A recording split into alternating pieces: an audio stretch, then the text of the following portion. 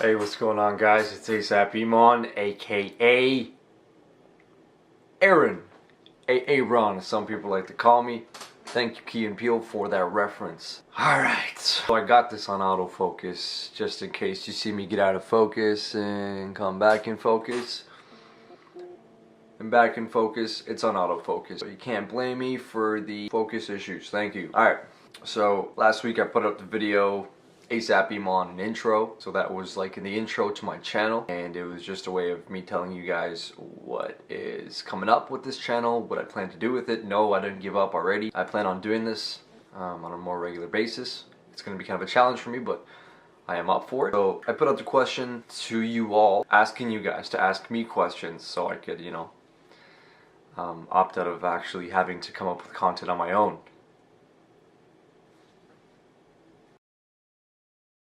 Alright, so there's a few questions that were asked, one of them being low carb, high calorie protein shake. So if you guys haven't watched that video, link in the description box below. What a YouTube thing to say, oh my goodness. I'll probably put a link over here, probably not, I'll probably just put a link below. So just click that and watch it. It's a tasty protein shake, you'll like it. A few more good questions, but the question that I'm going to answer is this one. As someone who went to high school with you, I'd like to know your take on your views on the world from high school days till now. These are our development days, and I think we perceive things very differently from when we were youth. All the best, man. You got a nice flow to your video. Keep it up. SF. Hey, thanks a lot. I really appreciate that, Salman. Shout out to you. And I hope everything's going well with you. So that's kind of a tough question. Our take on the view of world obviously is changing. It's changing every day.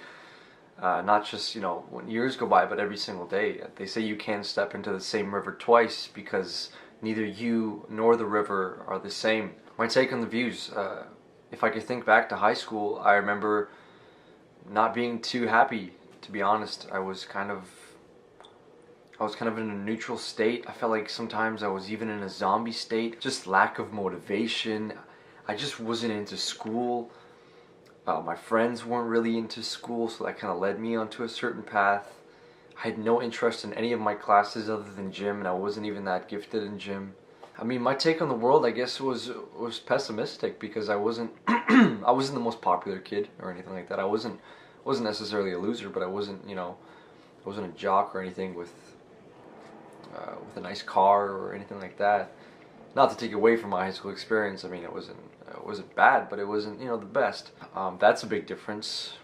I'm way more optimistic now, not to the point of delusion, but I'm more realistic in my views. I really didn't have many aspirations. I think my main goal was to get into health and fitness promotion at like Centennial College or something like that, which is like a 2-year diploma, and then become a personal trainer, even though I wasn't really taking the gym that seriously either. That was just one of my interests back in the day. I didn't have a good relationship with my teachers.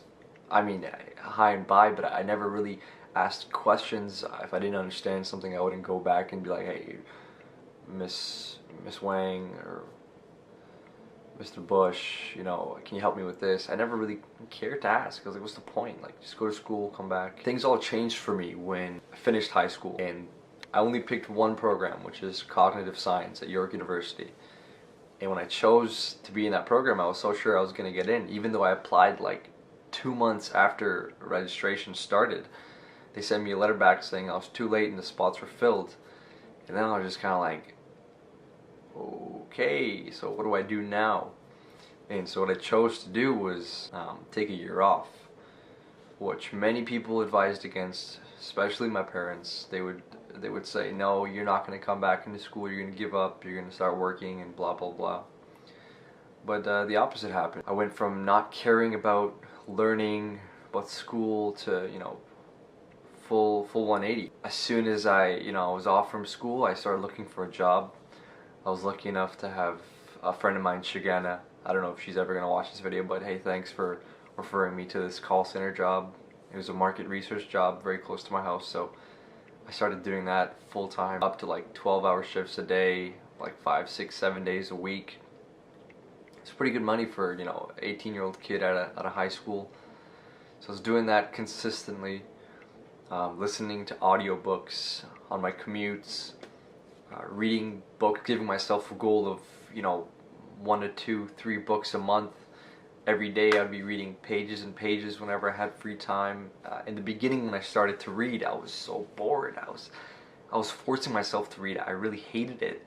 I knew that if I kept pushing at it, then I would eventually, find it bearable or even pleasant. Once I started this process, lo and behold, that's what happened. I began to love reading. I felt like if I didn't read for a day, I'd be getting stupider or losing, neurons or whatever. And I started learning a lot of things, and I started applying those techniques. One book that I couldn't recommend more for people, especially people with, not the best social skills. It's a book by Dale Carnegie called How to Win Friends and Influence Other People. It sounds super cliche, self-help, guru, self-improvement, but I'm telling you guys, the principles in that book really changed my life. I went from not being able to really, meet new people easily and make friends easily to becoming, someone that could make friends and acquaintances like that. I was, I really gained a lot from that. And I would read that book and I would apply the principles, and it worked. I'm not promoting that book to get any money or anything like that. I'm just saying that's what really helped me. For example, one tenet in that book is listen to other people, and listen to the point where you really are interested in what they have to say. This is not just like, so you can just get on with your sentence, but it is a way to really gain from the other person, because it's a little bit selfish too, if you think about it. When you're really listening to somebody else, especially if they're really versed in what they're talking about, then you could really pick up and learn a lot of things. I mean, each of us know a lot of stuff, but if we could each learn from other people, imagine the amount of vocabulary and knowledge and practical information we could learn from others, right? So anyways, I digress. I was really in a phase of growth. After that year, I applied to go to a 2-year college and 2-year university joint program. And I'm currently still doing the university right now, but going there really expanded my mind. And once getting into Seneca, I was so interested in learning that I taught myself for a year, and that year off, I saved a good amount of money, enough to be comfortable and, improve my appearance, dressing nicer, which is another good point. I didn't really care too much about what I looked like in high school, but one has to learn that sometimes these superficialities do make a difference. People judge you based off of what you look like, whether you like it or not. You could be the smartest person, the most interesting, fascinating person with the most interesting experiences, but if you look like a bum, then people don't really take you seriously. It's just the way the world works. So getting into Seneca really opened up my mind. I learned history from the time of Jesus, of our evolution. I was lucky enough to have good teachers, one being Tony Guillem, who's like a fantastic philosophy dude. Like, his mind just goes a million kilometers a second. So that was just a really enriching experience for me, and my mind just really opened up from those teachers in that program and what I kind of forced myself to become. So yeah, that was a 2-year program, and then I transferred off to the University of Toronto, which I'm studying at right now. For anyone that's not sure what they want to do in high school, they're thinking about a lot of different options. They're not sure, but they don't want to take a year off. I would highly recommend taking a liberal arts education, even though people say it's a waste of time and money. But what is money for? Money is there for as a means for something. You don't want to just go to school so you could get a career after doing something that you don't really want to do just to make some money and pay the bills. You want to gain from life. This is something else I learned. You gotta spend money to grow. People are afraid to spend money because they think everyone's trying to take theirs. Yeah, it's true, but from taking classes and investing in yourself, that's the most important thing I think that you could do for yourself, is to spend money on yourself. Anyways, I'm really getting off topic here, but I think I went from a lazy person's mindset, somebody that doesn't really care much about anything, to a much more growth-oriented person.